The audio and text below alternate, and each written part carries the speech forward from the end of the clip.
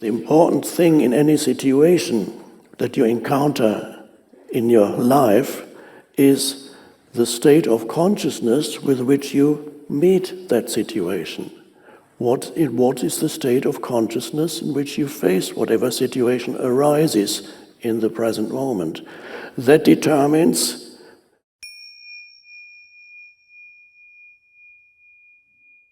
and to be awake. That's the most important thing that could happen to a human being here. In fact, it's the only thing of absolute importance in their incarnation here.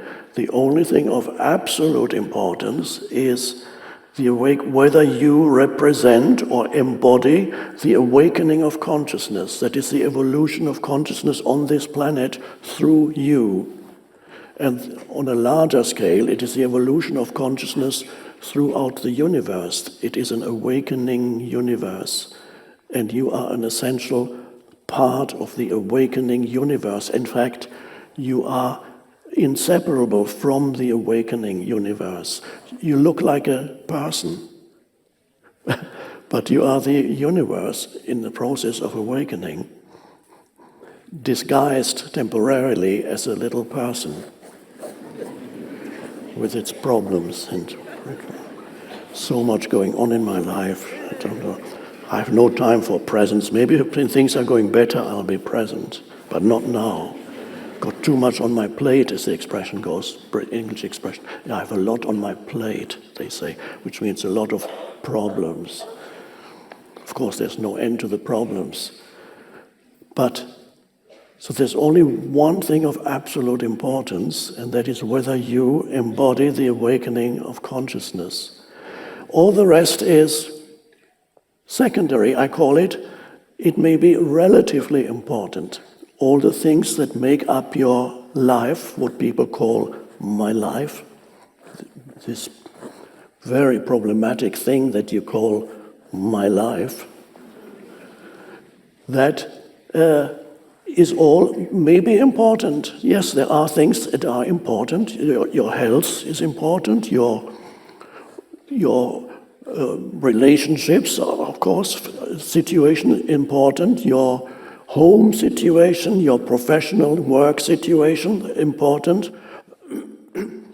All those things, whether you have money or not enough money, all these things are important, relatively important, but not absolutely important. So you have the two levels. I don't deny the relative importance of all these things that make up your so-called life, but what humans neglect and do not realize that there is a transcendent dimension to your life, and to encounter that, to consciously awaken to the transcendent dimension of your life, that is the only thing that is of absolute importance. Then everything else falls into place. It doesn't mean if you focus on the awakening, whether you are conscious at any moment, the important thing in any situation that you encounter in your life is the state of consciousness with which you meet that situation. What is the state of consciousness in which you face whatever situation arises in the present moment? That determines the next thing, how it's going to go on in the next moment, in the next. How do you perceive, react to this, whatever is arising in this moment? So whatever is arising in this moment, the situation that arises, they come and go, different situations arise, is always maybe important, but it's of secondary importance. More important is your state of consciousness now. If you could remember only that and live that, that's really all you need. So whenever you encounter any situation, realize, what's my state of consciousness right now? And there's a situation that perhaps you need to deal with, Perhaps you need to take action right now. Perhaps there's nothing you can do and you have to leave it alone. We don't know. But what is your state of consciousness in the present moment? The vital question. And in order to answer that question, and it doesn't really have a conceptual answer because you immediately know whether you are present or not. That question can help you become present. What is my state of consciousness right now? Maybe are there certain thoughts that are happening that are telling you that something is very wrong? Emotions that are telling you that something is wrong? There are certain thoughts that are telling you you'd rather be somewhere else. It's a very common thing. It's so common people don't realize it. Some people live almost continuously as if they were longing to be somewhere else, but not here and now. To get away from here now. This isn't right. There's something not right. Never. And occasionally it seems right. I have arrived. It's right. Whatever it is that makes it right for a moment, it's an illusion. I'm in love.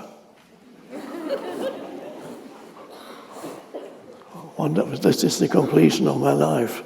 I've fallen in love. There's a person who's going to complete me.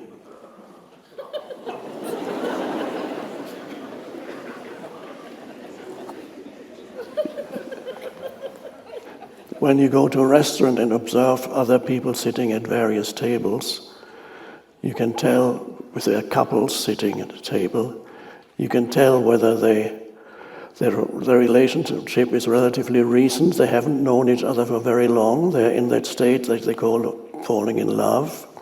The way they interact is very different from those who have been in a relationship for longer or are married.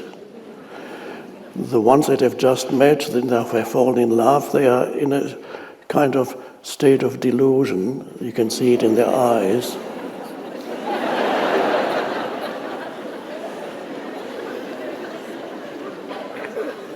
Everybody's playing their part in it. It's a theatrical performance, but they don't know it. And that comes to an end at the latest when they start living together.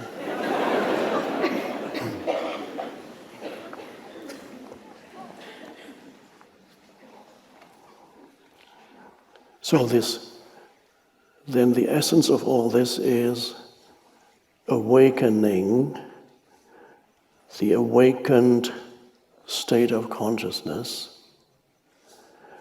And as I mentioned earlier, not surprisingly, this term awakening has been used over thousands of years, since the time of the Buddha and before.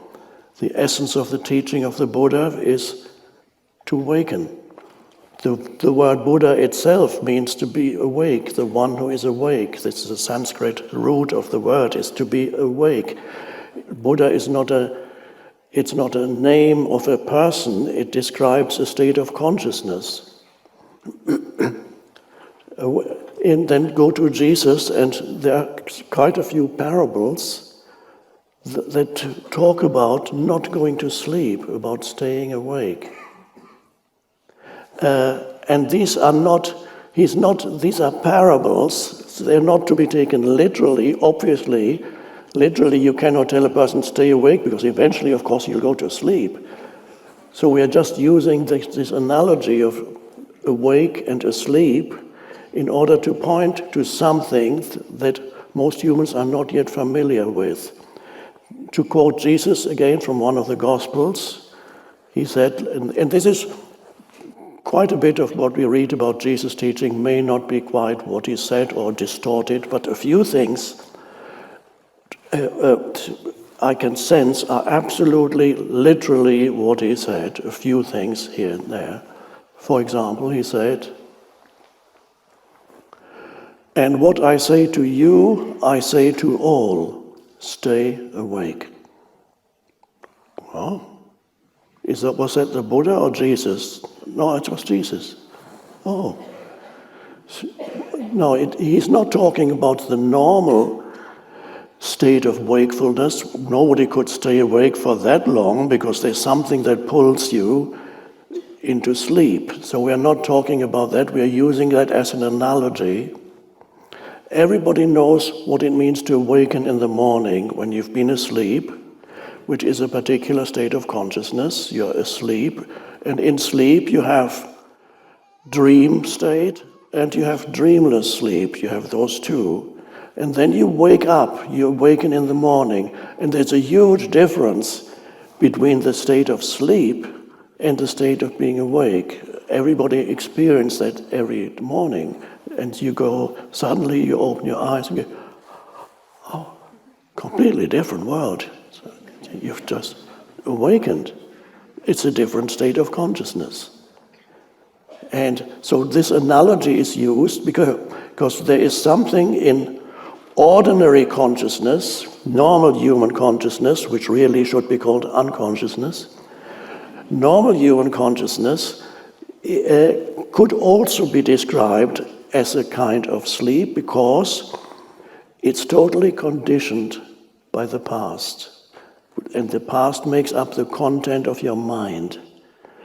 The mental emotional field is determined by the conditioning from your past. And most humans are completely identified with that conditioned entity, which is a mental emotional entity, an energy field. And so they are so identified that that's all they know. In other words, the conditioned thought processes never stop. They go continuously. There's a voice talking to you, or you're talking to yourself, or you're having a monologue, or you're having a dialogue. Some people argue with themselves. It's all the voice in the head. Never stops for most people.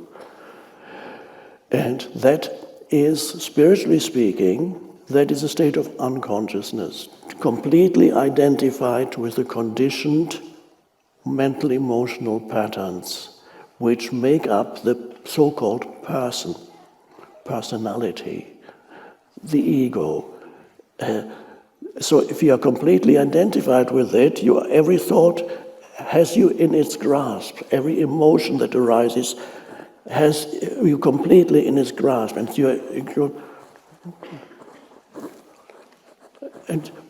you're thinking, you think you're thinking, but you're not thinking. Thinking happens to you. There's no, you don't have a choice if you're unconscious. There's no choice. All your thought processes happen to you. You're at the mercy of your thoughts, the conditioned thoughts in your head. And all the reactions that come with it. Every situation you encounter, there comes a conditioned reaction to the situation. It's the person or the personality that reacts. And you don't even have a choice. Why don't you have a choice? Because you're asleep, spiritually speaking. This thing is taking you over. It's a dream-like state also.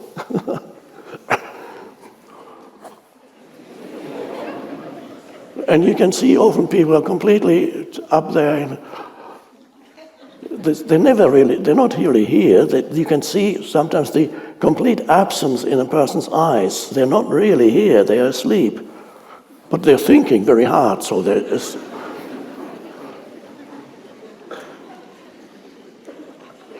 And even at night, when there's nobody around to talk to, you're still, this voice is going on.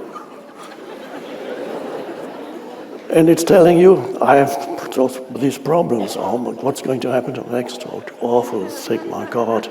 I can't take any more of this. What's my life come to? I imagined something different when I was 20 years old. I imagined something very different. Why did it all go so wrong? Well, many people actually have that feeling that something that has gone drastically wrong in my life. And with others, it's a mixed bag. Some things went okay, and others didn't. It depends what their mind, and your mind tends to focus more on the negative than the positive, much more memorable, the negative.